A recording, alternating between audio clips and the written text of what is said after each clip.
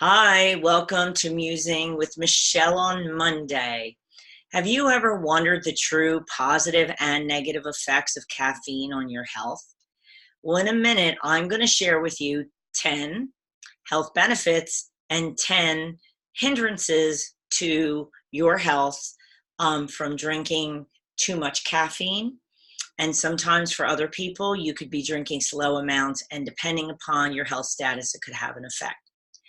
But if this is the first time you're meeting me, let me take a minute to introduce myself. Again, I'm Michelle.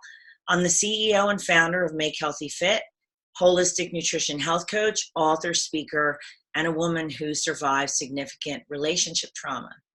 Now I have the joy of helping other women achieve their wellness goals by assessing how all areas of their life are connected: mind, body, and spirit. So let's get started.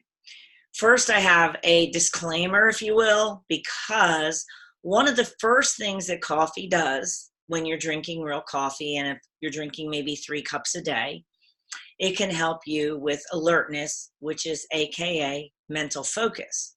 However, the coffee that I've been drinking today is decaffeinated.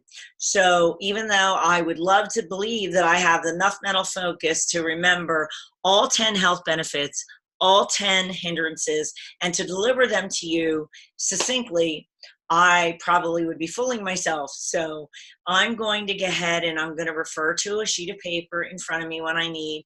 And so I just wanted to let you know that I'm doing this so that I don't take up too much of your time.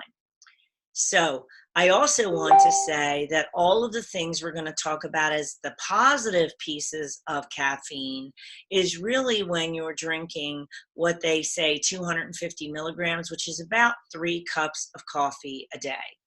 Anything above that is typically when we get into the things that are negative for your body. So let's start out. We already talked about number 1, you're alert. And when you're alert, you usually have more mental focus. But there's something similar to that, and that is also your mood. And we're going to talk about that because when you drink coffee, you have more energy, you're more social, and it also makes you feel happier. It also improves your concentration. So not only how you focus, but it also helps with taking in new information. So learning and keeping that in your mind, even with things that you might visualize. The next is performance, especially for athletes or anyone who exercises, because you have this trigger in your body called glycogen, I can't even say it right, but that's okay, it's imperfect. But what that does is it fuels your body. But when it's depleted, when you're exercising, you become exhausted. Well, what caffeine does is it actually reduces the use of that by 50%, so it keeps you exercising longer without getting tired. The other thing is related to pain. And when you drink coffee, it's actually releasing this I think it's a B endorphin. And what that does is it actually helps your body feel less pain when that, like endorphins, you've heard of them because they're like positive things, right? So the next is around faster effects of medication. So caffeine also constricts your vessels, and because they're thinner, your body, or trimmer, your Moore's crust, or whatever you want to call it, your body actually absorbs the medicine quicker, and that's why you feel less discomfort from the pain, because it's absorbed quicker. The next one, there's a low to this on the other side of it, but there also is a high, and that is actually to prevent diabetes. And the reason for that is that the caffeine in your body actually makes the fats and the sugars, that helps absorb them and break them down faster. So there is a downside, like I said, and we'll talk about that in a minute. We have 3 more to go on the positive. Other is antioxidants, and a lot of people have heard about them, but what they really do is you have all these negative free radicals in your body, and what caffeine does is help to stabilize those, and when it does, it prevents your DNA from being injured. So that's a good thing, right? Now, coffee doesn't have all these bad things. It does have some good things. But again, wait till the end, because if there's certain health conditions you have, any kind of coffee could be bothering you, or any type of caffeine is what I really should say, because caffeine is in tea, so does everything else. The next is actually disease prevention. And this is really when men, not women, drink up to 4 cups. They have actually seen that it could reduce the things like Alzheimer's disease, as well as what is the other one? Oh my gosh, look at this, Parkinson's disease. So sorry about that. I already gave you the disclaimer at the beginning, so don't judge me. The next is asthma relief, and this is really where coffee can be therapeutic in an emergency situation, where it could actually prevent a really bad asthma attack if you start feeling that you're not breathing very well. But it is truly not a replacement for medication, but it is something that if you have, asthma, or somebody, it could be good in that regards. Now let's go on to the lows of coffee that nobody really wants to hear, but they're true. And so I will start out by saying that if you're someone that suffers with a GI condition, and that could be, colitis, it could be Crohn's disease, irritable bowel disease, one of the things that caffeine does is it actually stimulates the gut, and it causes contractions. And so it could give you abdominal pain, it can give you diarrhea. And so anybody who has any kind of gut issue should really use caution when they're using any type of caffeine. This isn't just about coffee, this is about caffeine in general. So some of the other hindrances, one of them is cardiovascular disease. Because the more coffee you drink, and especially if you already have a heart issue, it's going to stimulate and it's going to increase sometimes your blood pressure, and it puts you at a risk of heart disease. And that again is usually for 4 coffee cups and up. It also amplifies stress, and I can really testify to this because I had to figure this out myself. When I first jumped out of a corporate career to run my own business, I was happy, happy, happy. So you wouldn't think that I was stressed at all. The issue is that I had a lot of new things to learn. And so stress can be both positive and negative. The problem with that is that when you drink coffee, it amplifies any stress that you have in your body. And that can lead to anxiety and a lot of other things. And so if you feel yourself starting to get anxious or tense or anything like that, remember to decrease the caffeine in your diet, and that will also decrease the reaction that you have to stress. That's an important one, so I wanted to take some time with it because stress is like an epidemic in this country. We're all living in a state of stress. The next one is emotional disturbances.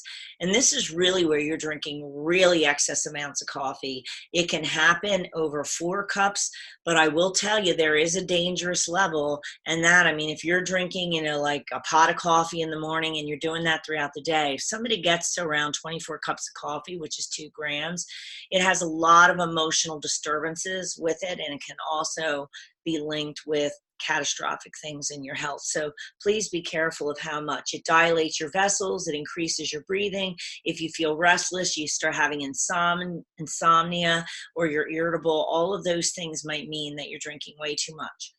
The other thing is the downside of diabetes, where maybe you're drinking more than 2 cups, maybe 2.5 and more cups, because at that particular time it affects the insulin in your body, and that could actually make your blood sugar raise. So even though it can help prevent diabetes, if you already have it, it can make your blood sugar raise. So you want to be careful with that. And as a former diabetic, I really wanted to stress that as well. And the next is nutritional deficiency. So basically what happens when you drink too much coffee, you're flushing it out your urine. All of those important minerals and vitamins and things like that that your body needs, you're actually depriving your body of that. If you just wait 1 second. So there you go. Adding some humor to this video. I'm not redoing it. So I hope that you're having fun just watching me be me today. So the next is that it can cause male health problems around prostate and urinary issues. And so one of the things that is recommended when men start to have those is to make changes in their diet, and caffeine is one of those, to reduce the caffeine. With women, it can create a lot of female problems, everything from fibrocystic breast diseases to menopause being worse to miscarriages and just on and on and on. So if you're struggling with any female problems, don't underestimate the power of coffee in that regard, because it may be messing with your hormones as well. The next is aging, because when we drink coffee, it's actually dehydrating our body. And so it can be aging our skin, it ages our kidneys, and it can even age our liver, which helps us detoxify. So it can't even bring the detoxifying effects of coffee out of your body. And for those of you that don't know, coffee is considered to be an acidic food. And we live in an environment where we way too much acidic foods, and so our systems become unbalanced, our pH level. It's another reason not to drink too much coffee. And then the last, if you're suffering from any thyroid disease or you feel fatigued all the time, you've got a lot of inflammation in your body, well, it affects your adrenal glands, and so that would be something you would want to take a look at as well. So if any of these hindrances bother you, and by the way, anybody who is wanting to have all this information instead of having to do the video again, if you just write handout in the comments section, I will message you a professional handout from the Institute for Integrative Nutrition that explains all these health benefits and hindrances. And I will also, for everybody, put a link in there to Healthline, which will give you some similar but not the same information. So here are some tips. It's hard when you really love coffee, because I know I'm a coffee drinker, but I've gone on, detoxes where I've had to remove coffee out of my diet for 30 days, and I didn't die.